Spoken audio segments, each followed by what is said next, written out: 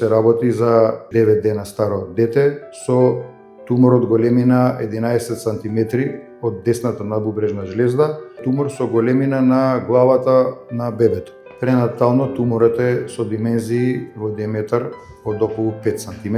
После раѓање направени се дополнителни испитувања, магнетна резонанца со биопсија, и биопсијата покажа дека се работи за неуробластом, односно малигни тумор од десната надбубрежна жлезда.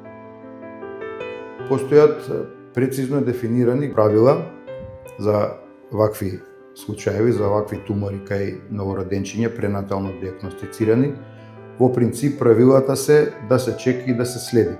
Меѓутоа, ако димензиите се зголемени повеќе од 40%, во конкретниот случај димензиите се зголемени повеќе од 100%, туморот правеше компресија на големите крвни садови со отежната циркулација, односно со отежнато дишење, и затоа се одлучивме за хируршка интервенција. Ова е голем предизвик за целокупниот тим, посебно за хирургот и анестезиологот. Се бара голема прецизност, искуство и најбитно од се туморот да се извади во целост, без да се оштетат околните органи,